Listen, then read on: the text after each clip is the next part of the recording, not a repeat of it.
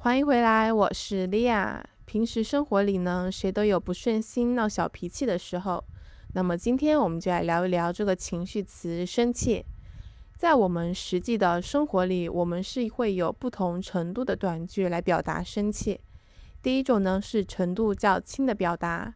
第一种表达，我有点生气了。假如你提前出门和朋友约好一起去看电影，结果对方临时耽搁迟到，你在影院门口干等了半个小时，还错过了影片的开头。这种没有原则性的问题，但是却让你白白浪费了时间，你的心里稍微有点不舒服的话，你就可以说，我都等了你半个小时了，我有点生气了。这种生气特别轻，只是心里有点小小的不舒服。第二种表达呢，就是我不太高兴。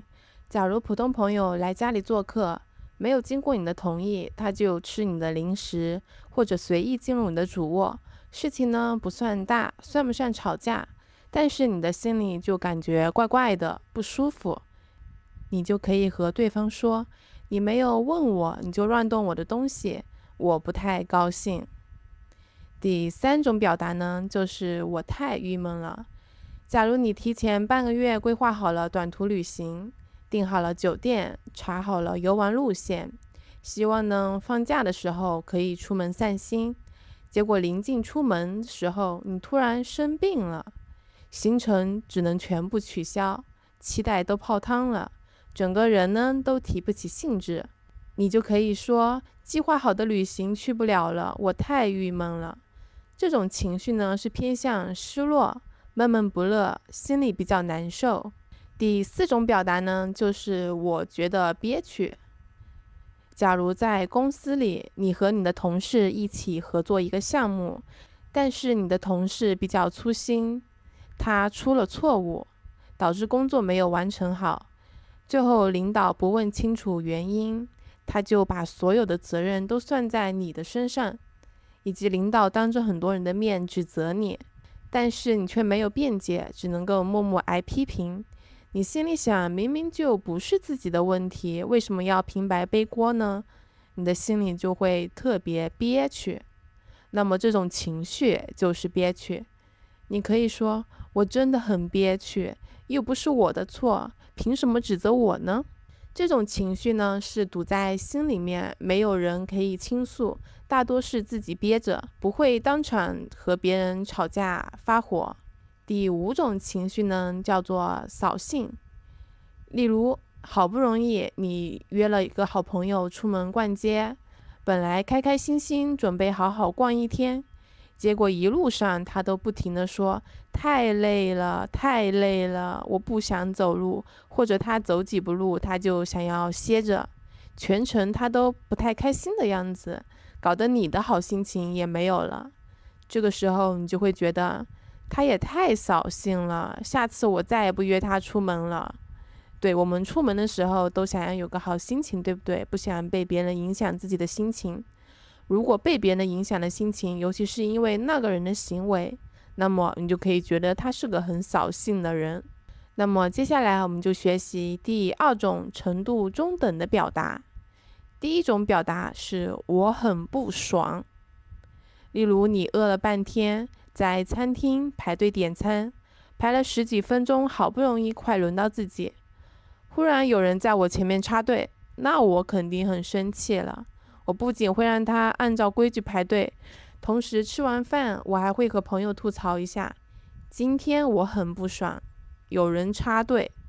这个生气是比之前那种生气会更加严重一点点。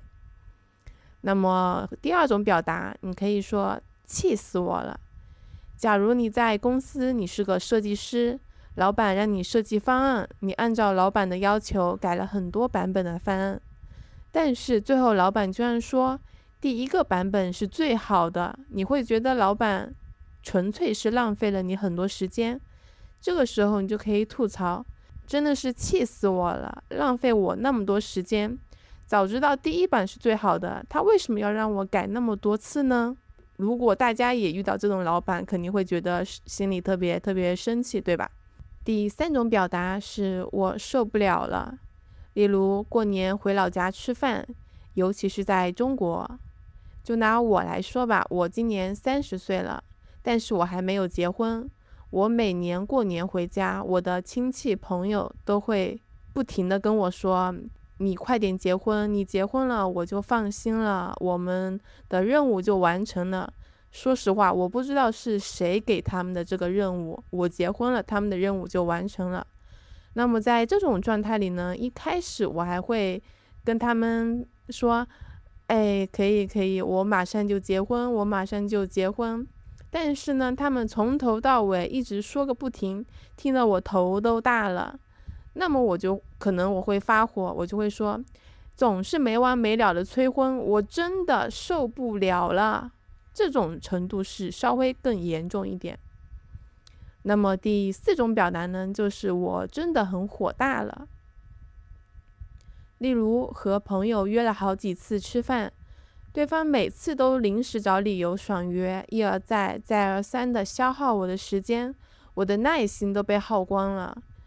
这个时候我们就会吐槽，他反复爽约，我真的很火大了，已经完全忍受不了这种情况了。那么第3层呢，是程度比较重一点的表达。第1种表达是气炸了，例如你天天熬夜加班改出来的策划方案，就等着给老板上交定稿，结果你的同事呢粗心弄错了关键数据，整份方案全部都作废，要从头做起。那么你看着自己连日的辛苦全都白费了，你就可以说，我真的气炸了，我要辞职了，我不想干了。这种是情绪已经非常严重了，如果还有人跟你吵架的话，你甚至会打人，对不对？那么第2种表达就是气不打一处来。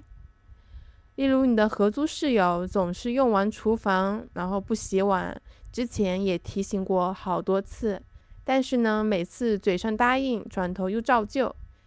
下班回家一看，锅碗瓢盆全部都堆在水池上面，上面还发黏，说了无数次还是不改。此时此刻我们都会觉得很生气，我们就可以造个句子，我们就可以说，看到我室友我就气不打一处来，每次都不收拾厨房。这种状态呢，就是你的火气一下子涌上心头，语气会变得明显的非常严厉。最后我们再额外补充一句，吵架里经常会出现不算特别有礼貌的口语，就是没完没了了是吧？例如一件小事情明明已经解释清楚了，对方还揪着你的过错不断的数落你，翻旧账，一遍又一遍的指责你，然后你被逼得忍无可忍，火气噌的一下就上头时，很多人会说，你没完没了了是吧？这句话是带着不耐烦和挑衅的感觉在里面，特别容易激化矛盾，挑起争吵。日常沟通要尽量避免使用。好了，今天的课程到这里结束了，我们下期再见。